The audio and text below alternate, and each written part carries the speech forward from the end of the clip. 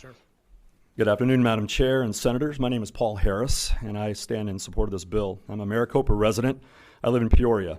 I have 25 plus years in corporate executive management for national companies and brands and organizational process and efficiency processes.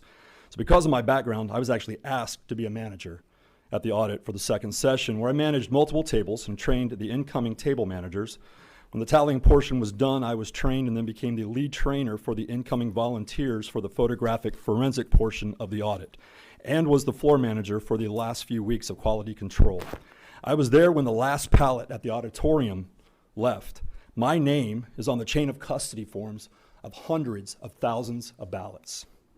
So because of the accuracy and efficiency of my teams, we were tasked with tallying of the damaged ballots, large print ballots, braille ballots, and the special ballots set aside by the Senate. I specifically had the Senate liaison, the Secretary of State's observers, and John Branke at my tables every day, multiple times a day. But specifically, I was tasked with doing the UOCAVA ballots. A UOCAVA ballot is the Uniform Overseas Civilian Absentee Voting Act ballot. That ballot is sent out to our men and women who work overseas and for our federal people that work overseas to get a chance to vote in the elections. Seconds. This is what a ballot looks like that goes out to everybody, right? 11.5 by 19 ballot. When I opened up the boxes of ballots, this is what a ballot looks like that's a UOCAVA ballot. You know what that is? That's an 8.5 by 11 white sheet of copy paper. Did you all know that our ballots come back like this from our overseas people? Did any of you know this? It was such a sham that I had people every day at my tables taking pictures of these ballots that were scanned down. The ballots are scanned. It took my teams 3 complete days to count all of the UOCAVA ballots. You know why? Because in 2016, the numbers were apparently there were 1,600 UOCAVA ballots that came back in the most significant election of our lifetime. In 2020, the numbers were close to 9,600 ballots that came back. And I will tell you as an eyewitness, 95%, because I was asked to tally these personally by the Senate liaisons, all went towards one candidate. And in a state where that candidate won by a little over 10,000 votes, that is its net gain of 8,000 new votes during an election when people were brought home because there was a pandemic and because our federal people, our military people were brought home. I'll take any questions. My daughter voted via email. Mm-hmm. She's in Maryland and voted via email. Is that what you're talking about? They printed out the emails, or what are we talking about? It was a printed out email, and I can tell you that when I opened the boxes, the shock of people that saw these boxes opened up with me was so, it literally shocked all of us because these pieces of paper were just stacked, laid on top of one another, wrapped around the edge. There was no form or reason to them. There was no process to them. There was no ballot attached to where this ballot came from.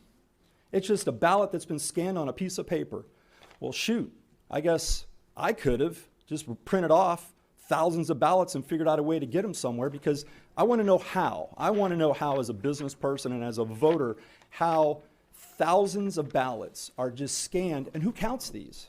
Who tallies these? Because with my teams that it took us literally, my teams could do about 3,000 ballots in it per setting of actual ballots going around the tables, right? My teams could do those. It took my teams 3 days. Each table, 3 days, 2 sessions each every day to count these because we couldn't touch them, so we had to actually try to look at them because the ballot is scanned down onto this. Can I ask you a question on that? Yes, ma'am. Was it a printed email with the name of the person? No. Was it a There's filled out? Did somebody fill out a ballot for the person who emailed? We have no idea. All I know is that it was an emailed ballot that comes out like this, and there's no chain of custody. There's no identifying numbers on the ballot. There's nothing to identify where this piece of paper came from. And I will say this, if people want to ask where to find out where this stuff is, it's really easy because every one of those boxes that are under chain of custody have my name on them sitting somewhere here. And I like to find out where those are. And then here's my next question. What happened in Pinal? What happened in Yuma? What happened in Yavapai? What happened in all the other counties when we had an 8,000 net gain of ballots this election year?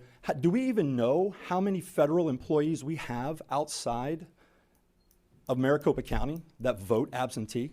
Do we have that number? I know, Sonny, I've asked you to look. I know you've looked.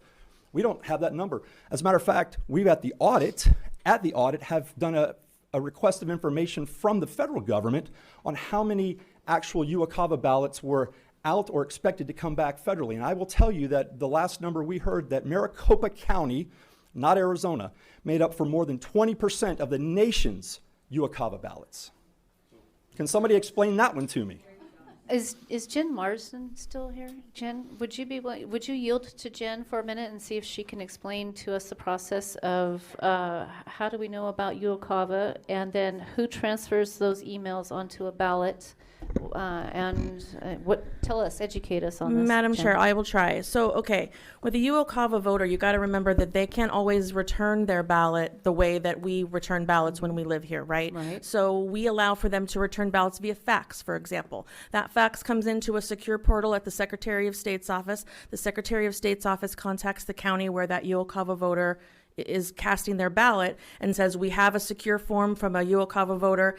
We're going to send it to you. Yeah, it probably does get printed out on regular paper because Not probably. it does. Guys, 100% it does, Let's because not have dialogue back and forth. that's like that. how the system works. So then what happens is a board of two people of opposing parties look at that transmission that came in from that voter, and they have to transfer those votes onto a piece of paper that can be tabulated through our tabulation equipment. Okay, let me stop you there. Yes?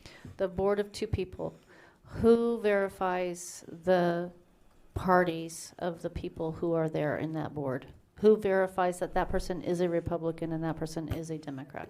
Madam Chair, someone's going to text me if I'm wrong. It's the county. Those people come in, and either they're temporary workers from the county, they're full-time employees of the county, and the county checks their voter registration records to make sure that they have opposing party people doing this work. And who selects them? The party or the county?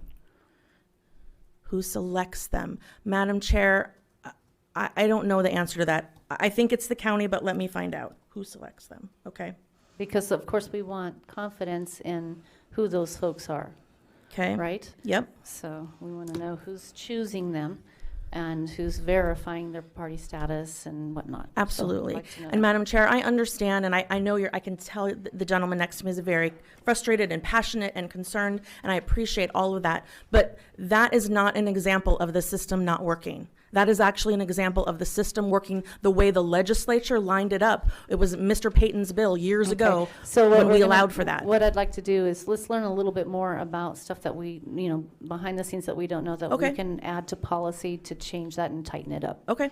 Okay, good. Was there anything else, sir, that you wanted to add? Yes, Senator. ahead. Thank you, Jen.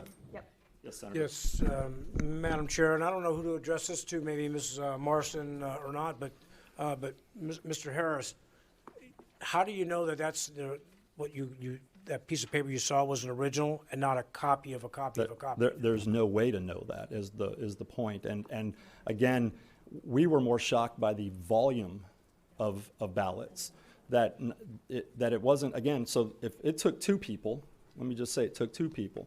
It took a team of 5 in 8-hour sessions, basically, to tally all those ballots that came through. I mean, so 2 people doing it, that's impressive. Love to know how long it took them to do it, to get the vote in time for us to call the race in Arizona. Just saying, because it took my team of 5, 6 including me, to tally those ballots, just the UOCAVAs. Okay. Madam Chair, I mean, Madam Chair, this is what I'm having a difficult time with. We don't have that many guardsmen deployed. We don't have that many. I mean, we're talking about the winding down of Afghanistan and almost a skeleton crew in Iraq of active duty deployed. When I was in the Marines, I voted absentee. I actually had a ballot. I never heard of this vote by email. Well, you had a ballot, but you sent it in somehow. Yeah, and of course, I'm convinced none of my absentee ballots ever made it in, because I don't trust the postman. Okay, anyway, but, especially if we're on ship, there really is no mail buoy out there that everybody just, anyway. But I'm having a hard time grasping this 9,800? 9,600 plus, yes. Close to 10,000. And what, in 2016, we had what, It's a little over 1,600. 1,600? Which And we don't might make have more that many. sense. Our entire guard is not even that many people, and we don't have anybody deployed. This is, yeah, okay. Okay. These are things that really need to be looked at. And then once again, we don't have no way of knowing that that piece of paper that you pulled out of the boxes was a copy of a copy of a copy of a copy. So really, realistically, the chain of custody on that is kind of like out the door. Correct. Okay, thank you. I will say, if I may speak to the other, when Yes, when you I can. opened the other boxes that were actual ballots, chain of custody was there. I mean, I did see chain of custody. We did on the label of the box and all this label just was written UOCAVA. We opened them up. There weren't batch sheets in between all of them like we saw with the other ballots that we would see. There weren't all those. There weren't again, which is why I had the Secretary of State's observers and Ken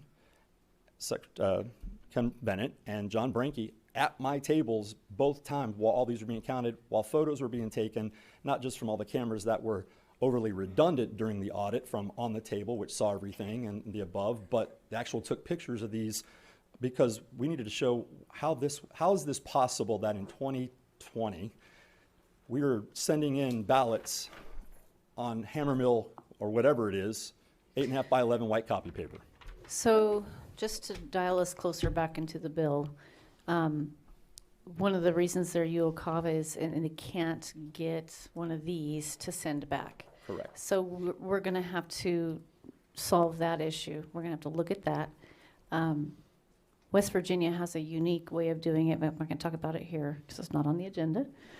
So we've got work to do, and I appreciate your testimony. Would love to sit down with you and talk more Absolutely. on this. Okay.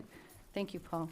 Madam Thank you. Chair, Yes. I just wanted to add that those UOCAVA ballots also include family members of our military people that are also living abroad. Thank you. Thank you. And to that point, I think probably the number one goal, and I have said this in every elections committee hearing, is voter confidence. And when we have this kind of loosey-goosey kind of way, regardless of what side you're on, it stirs the imagination of the voter.